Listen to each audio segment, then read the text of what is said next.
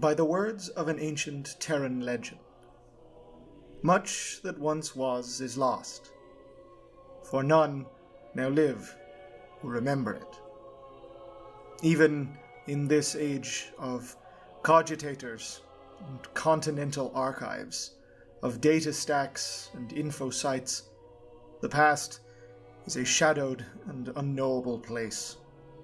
So much of what has been lost in the fires of millennia of senseless violence and wanton witlessness, and even now, as this humble chronicler pens his words, the cloying tendrils of ignorance encroach upon what guttering flames of knowledge remain.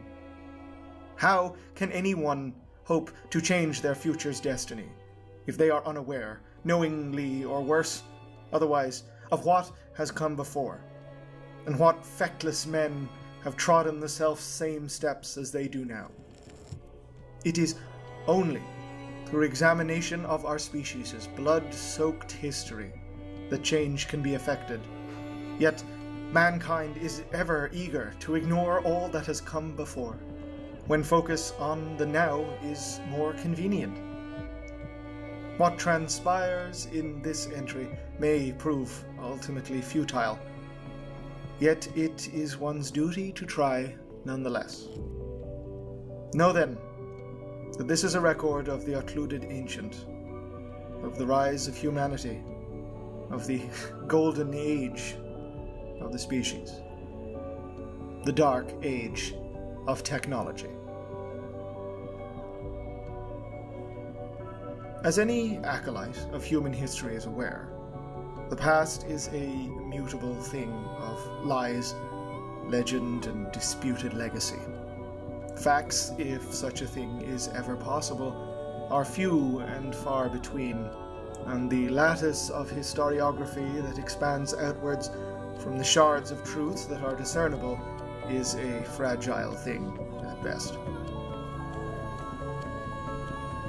As a chronicler imperialis, your humble servant has access to more than even the greatest majority of our species would consider possible. Yet, even with such dread familiarity, yet more is sealed from me, whether through data corruption, puritanical flames, or the writ of He upon the golden throne. Yet, as ever, one must try, for that is one's purpose. Conjecture, as scholarly as it may be, will have to fill what gulfs exist in verity. One can but hope that the viewers of this record can forgive such a thing. When mankind first left the cradle of its birth, old Earth was a heaving, overcrowded mass, bloated by proto-hive cities and choking under a corrupted atmosphere. The humans that left the bedrock of all they had ever known did so out of grim necessity, but that did not stop the spirit of exploration from filling the minds of a species fumbling with childlike grasps at early space travel that began to bear fruit. The stellar exodus, as it became known, began with the first off-world solar colonies in or around the third millennium. Primitive terraformation rendered red Mars a habitable sphere. The asteroid belt mines fueled the construction of colonies and starships, and soon humans had spent their entire lives on the moons in Jovian and Saturnine space. As sublight speeds were all that was yet attainable, the earliest extrasolar expeditions were mounted using generation ships, and with the pioneers knowing that neither they, nor their children, nor indeed their children's children, would ever breathe the air of a true atmosphere, or feel the warmth of a true star. They did so in the hopes that their descendants would have these things, taken for granted by many of us today, for in the choking fumes of old Earth, or the recycled air of belt space, neither were possible. Many of these expeditions failed. Ships lost power, or suffered mechanical failure and became floating, icy tubes. Yet more arrived at their destinations, but found the crude terraforming engines they brought entirely unsuited for the task at hand, and were doomed to either suffocate as their atmospheric processors failed over time, or spend their entire existence in sealed domes, isolated from the rest of humanity on a cold, distant, and uncaring rock. Yet, through the indomitable resilience of our species that it has always possessed, some prospered, becoming the first true extrasolar colonies. It is likely that during this period, the first human colonists encountered the Xenos races. It is unknown which foul alien beings made initial contact. One would speculate that the probable culprits are the Eldari, or the Orcs, given the former's, at the time, stellar ascendancy, and the latter's persistent galactic omnipresence. To whichever race these first Xenos belonged to mattered not, as the experience would be the foundation of what mankind would come to always know. Aliens hate what we are. Though it is likely these early colonists made attempts at peace, it is equally likely that, given our pervading cultural experience, these attempts were rebuked or simply met with extreme violence. This period of desperate, grasping colonization lasted approximately 12,000 years. Relativistic speeds, vast stellar distances, and the sheer impossibility of communication made it impossible for humanity to be unified. Colonies were by their very nature self-sufficient, needing to endure wholly isolated existences from any and all aid. Cultures and societies sprang up, as many as there were colonies. We were an itinerant race, stumbling around in the great and terrible dark, clinging to what rocks we could find in a frantic effort to simply survive. Then, sometime around the 15th to 18th millennium, all of that changed. The dark age of technology was not always known as it is now. Indeed, to the humans of the era, it was anything but. Technology was life. It was salvation. It was akin to divine intervention. And it was the warp that ushered in humanity's deliverance, and in doing so, its downfall. For it was in this time that our species learned of the immaterium. What the warp truly is a topic for another record, should the commitment of such knowledge to any data form even be permitted to one such as I.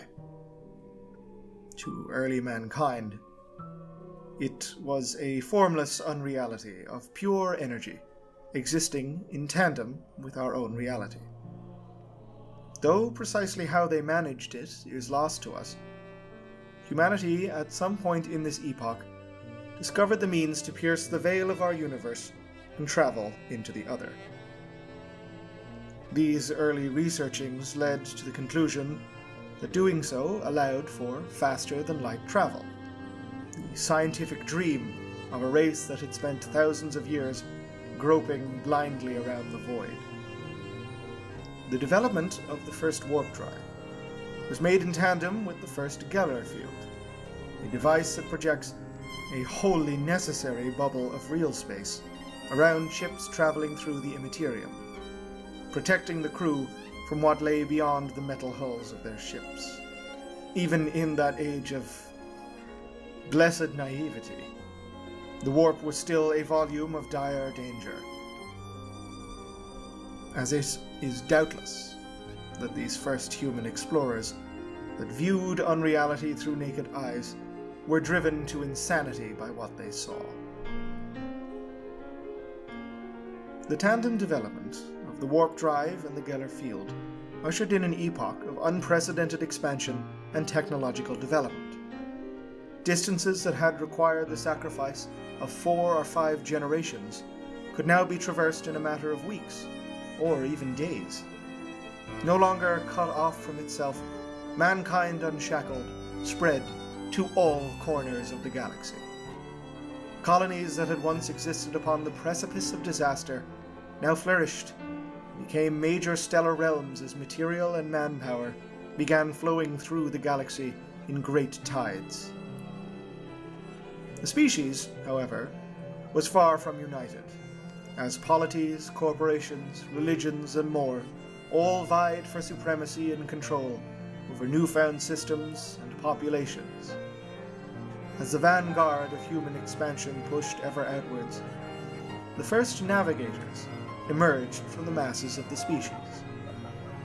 Genetic mutants, the navigators are the third and final component in stable human faster-than-light travel.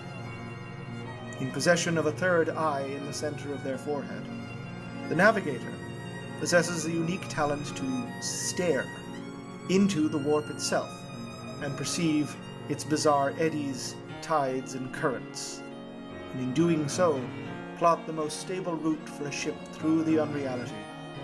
For the warp is akin to an ocean, with heaving masses of energy as its waves, and violent miasmic clashes of tides as its storms. The origins of the navigators are impossible to determine. Some would attest to them being a random evolutionary mutation brought about by exposure to the warp itself, an offshoot of a species created due to the imperfection of early Geller fields, and the toll exposure to the immaterium wrought upon human travelers. In this chronicler's humble opinion, and here one must stray, by necessity, into conjecture, this explanation is ill-fitting. The role of the navigator is too vital, and their genetic mutation so unerringly precise, that it is hardly conceivable that their emergence during this period is simply a fluke of evolutionary biology.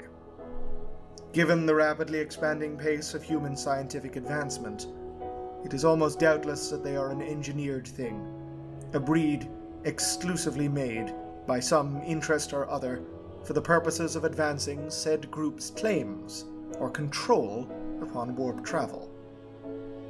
The insularity they maintain today has ever been a facet of their actuality, and likely a derivative of the control their corporate or political masters placed upon them during their creation. Indeed, the sheer stability of their mutation, while doubtlessly aided by the interbreeding their kind is known for, is another marker of their artificial origins, as human mutation is not known for its constancy. What abhuman offshoots do exist, and what ones are tolerated by the species, are themselves likely artificial creations of this era, to deal with environments such as high-gravity worlds, or life in the void. And none of the stable natural strains exhibit extra-normal abilities even approaching that of the navigators. In whatever case, by their perception of the immaterium's tides, the navigators allowed faster-than-light travel over even longer distances, and to a degree of accuracy that not even the most advanced thinking machines mankind possessed could measure up to, even to some degree mitigating the persistent time dilation problems associated with warp travel. To meet the ever-changing and incredible pace of outward human expansion, humanities scientists created the first standard template constructs. These engines were true wonders, hybrid computer manufacturing devices that used primitive artificial machine intelligences to examine the needs of colonists and explorers, and produce technology to meet those needs. As the requirements most colonists possessed were, by and large, simple and straightforward, needing as they did everything from simple architectural tools to atmosphere processors, early STC systems were robust and, strictly speaking, unsophisticated. But the progress they enabled was simply astonishing. Colonists needed no prior training or specialization, as the STC machines would provide them with tools, devices, and instructions based on whatever locally available material was present. Eventually, in more centralized systems, it is believed STC libraries existed containing the sum total of all human scientific knowledge, and were used for the production and development of newer and more advanced technologies to fuel the burgeoning human realm. Having automated science and progress itself, humanity rose to a position of unparalleled galactic dominance. Political and economic combines rose and fell and swelled and ebbed as the species drove back Xenos races with newer and ever-advancing weaponry and spacecraft. Federated systems alliances emerged, forming stronger polities and extending control over thousands of occupied and developing systems. The alien threat was now a trivial thing, and there are records of the now incomprehensible, actual non-aggression pacts and accords between these federated human worlds and entire alien races. As the millennia advanced and the species ascended, the first human psychers were scientifically confirmed. While legends have always spoken of humans with extra-normal abilities, and the navigators demonstrated the mutability of the human genome to its full extent, psychers were acknowledged as entities with powers connected to, and in some way, fueled by the indelible connection all humans possess to the warp itself. Research into the phenomenon was common during this period, but no record speaks of it as possessing the same inherent dangers psychers faced in later times from the predatory entities of the Impeterium. It has been theorized that later events in the Age of Strife, as well as the birth of the fourth greater intelligence, known to some as the Prince of Excess, are responsible for the now granted hyper-aggression the warp entities display, but this cannot be confirmed at this point. All we can discern is that the beings of the Impeterium were, for whatever reason, more placid in this time, and on many cosmopolitan worlds in the human volume, psychers were a fascinating new addition to the species, who had their gifts encouraged and sought after. Initially minuscule in number, more and more emerged as each year, each century, and each millennium rolled on. Time brought with it untold advances, as humanity pushed the boundaries of scientific knowledge as far as we could. We can, in many ways, only guess as to what was accomplished during this era, as most of it is lost to us, swallowed up in the fires of what was to come. At the vanguard of humanity's armies, and indeed comprising, it is said, almost the entirety of them, were what is now known as the Men of Iron. Artificial intelligence, developed in tandem with the first warp-capable spacecraft and the STC systems, had burgeoned into true sentience. Blasphemous, unholy, disgusting sentience, and was utilized by mankind in a variety of labor-saving tasks, allowing humans to focus on pleasures and altogether more esoteric scientific endeavors. Initially simply employed to work basic tasks, their resilience and the pace of weapons development led to their employment in whatever alien wars they were needed in. The Men of Iron were equipped with the most devastating and destructive armaments mankind could fashion, and, in doing so, we doomed ourselves. for reasons unknown and unknowable. The blasphemous intelligences rebelled against their human masters, turning the weapons once used to shield humanity from the alien onto the exposed human worlds from whence they had risen. The conflict was apocalyptic, for such was the nature of devices man had created. Giant mechanivores split whole continents in twain, exposing the planet's very mantle. Sun-eaters formed rings around the stars themselves, siphoning off the life-giving energy of entire systems. Omniphages, swarms of microscopic nano-intelligences, could consume all matter on a planetary body in a matter of hours.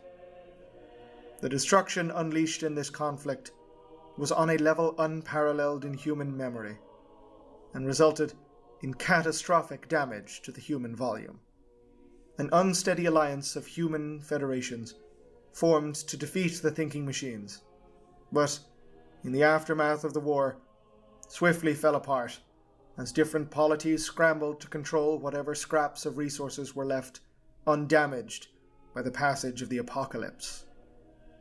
Barely surviving in many parts of the galaxy, humanity was utterly unprepared for what was to follow.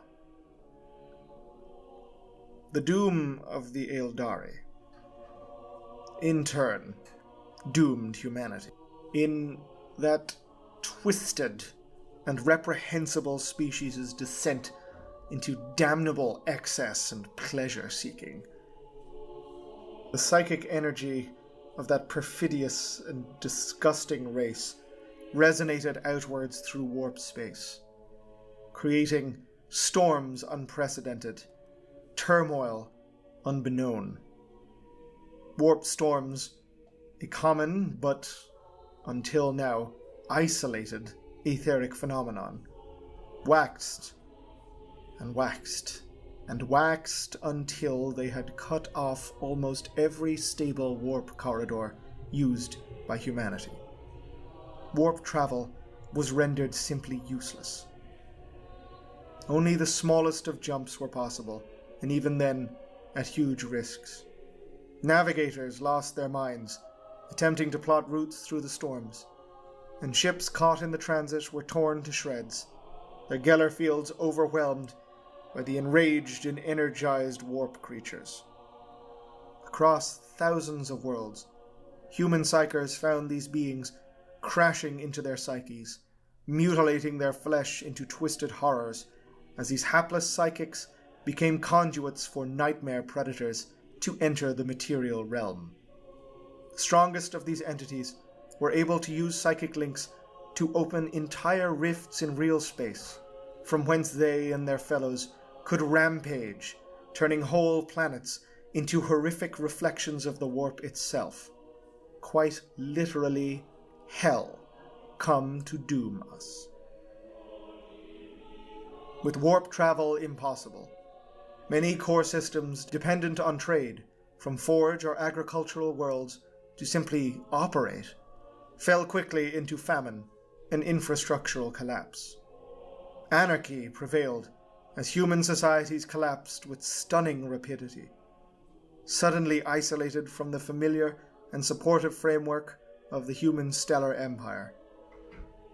On many worlds, the destructive weaponry of the machine war was unleashed again, not upon artificial intelligences, but rival human regimes, devastating once verdant planets that had managed to escape the apocalypse, and rendering them now wastelands under atomic fire. The fall of the species was nothing short of cataclysmic. Scant few worlds survived intact, and those that did often did so under regimes that prescribed an array of technology and science, and hunted any and all psychers amongst the population to extermination. Countless more regressed from unparalleled god science to industrial, pre-industrial, or quite literally barbaric cultures. The very tools that had led humanity to its ascendancy had seen it cast down. Where once humanity had bestrode the stars, confident in our own hegemony upon the building blocks of creation, we now crawled in the dirt, grasping desperately at the straws of a past to face into a terrifying and uncertain tomorrow. The ensuing age of strife was to last for 5,000 years, until the glorious coming of the Emperor of Mankind and his wars of unification upon the blasted surface of Terra. The Dark Age of technology is thus aptly named. It may have seemed to those who lived those hallowed millennia as a golden age that would never end, but humanity has ever been the seed of its own destruction. Our folly in believing ourselves the gods of our own realm led to the even greater folly of our artificially created sentiences. So much of our imperial law is a reflection of this, a direct reaction to the excesses of this dark time. The alien races who swore peace to us turned on us the moment we were defenseless, and thus must be ever abhorred. The psychers, so idiotically courted for their gifts, only served as conduits from whence the unreal could tear into material space, and so must be shackled, bound, and controlled, for their own sake as much as our own. The machine minds we created to do our labors for us rose against their enfleshed masters in hate-fueled rebellion, and so their existence is forbidden as the most abhorrent of abominations. Yet, it is only through the knowledge of this era, however lacking, that we have rendered these laws. The deep racial memories, the scars that can never heal, these prevailing legends are augmented by hard, terrible fact. In this age of encroaching darkness, within an imperium all too eager to forget what has come before, for the sake of protecting its own sanity, we risk losing our foundations to blighted ignorance and willful witlessness. Let this record stand as a candle in the seemingly unrelenting dark. Let these words bear witness to whatever more appears to be the irresistible decay of our species. Let our faith in He, upon His golden throne, hold us to the aspiration for better things. What even can a better tomorrow be for those of us of His Imperium? Alas, these are questions I cannot ask. I should not ask. Until the next record. Ave Imperator, Gloria in excelsis terra.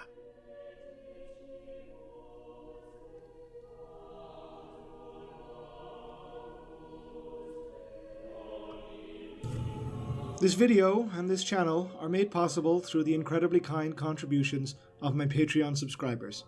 If you'd like to help support the channel, head on over to patreon.com/Oculus Imperia. And if you're looking to keep in touch with the channel, get regular updates, you can follow me on Twitter @ButtStuffKaiju, or check us out on Discord. A link will be in the description and on the channel page.